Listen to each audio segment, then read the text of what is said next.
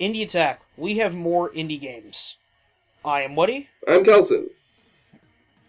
And today we are actually taking a look at a demo of a game, not a full game, for Crosscode. This is currently a project on Indiegogo that is seeking out some funds to be completed.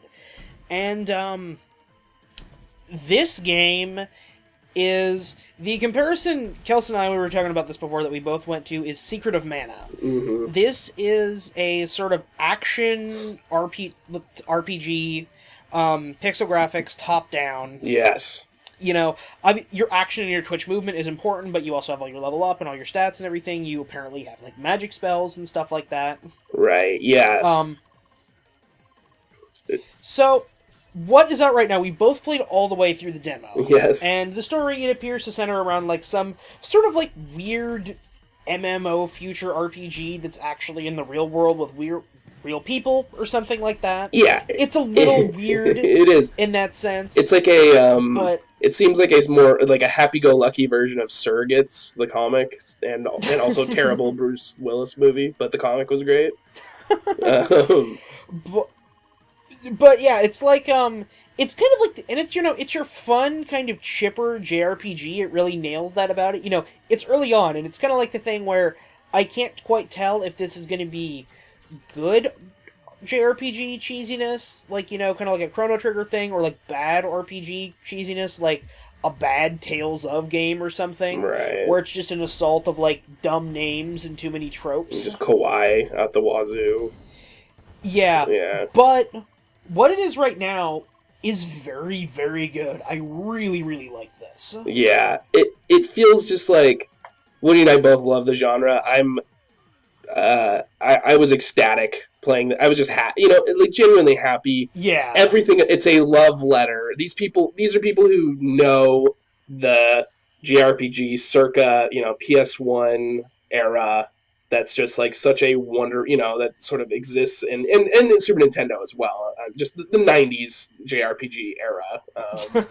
And from the, like you said, it's happy-go-lucky tone. And it does, introduce sort of some high drama by the end of the demo and like a boss fight. But it doesn't ever feel like this isn't dark.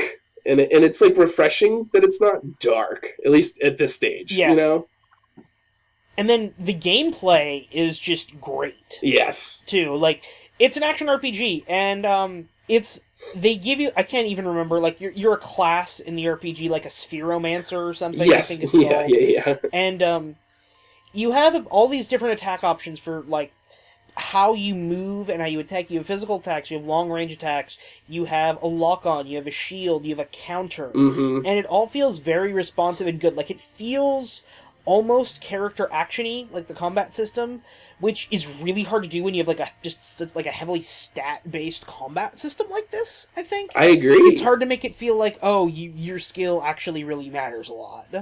And, a lot of stuff gets compared to Dark Souls and stuff like that, but it's kind of a comparison that I think works here because it's the same thing of, stat-based combat, but you still need to have your really twitch reflexes and know all of your moves. Yeah, and agreed. This has it. Yeah, Joylancer, like, came up to me in my mind as well. As like, Joylancer is a good comparison. I was kind of thinking of that. This is a surprisingly... deep and satisfying combat engine. Yeah, in a sort of notoriously not deep genre in the JRPG, of this era, especially what they're invoking, they did a nice job of bringing that up to date, and making it more of a fleshed out combat experience that is totally fun. And yeah, the kind of like sphere stuff, and like you can tell that there is a definite Zelda, puzzle style mechanic that they're leading up to. It's one of those. It's such a specific thing, but like looking at, they have a couple of gifs on like the Indiegogo page here of like, it looks like Chrono Trigger, like the trees look like the Chrono Trigger trees. Like that's a weird pull, but it's like one of those. It's such a specific sprite art thing to get like that right. Yeah. Oh yeah. And yeah, and going into the art looks really, really good for this too. Yeah. You know, it's pixel art. A lot of stuff kind of gets derided as having, oh hey, it's just pixel art.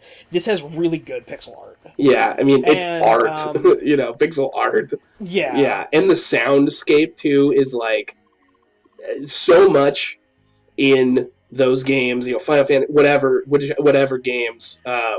The sound design, whether it be your save, your attack, every little sound in this is like lovely, and specific, Yeah. and makes And satisfying when you hit yes. stuff. Oh, too. very yeah, definitely. Yes, it is satisfying. The combat is very satisfying.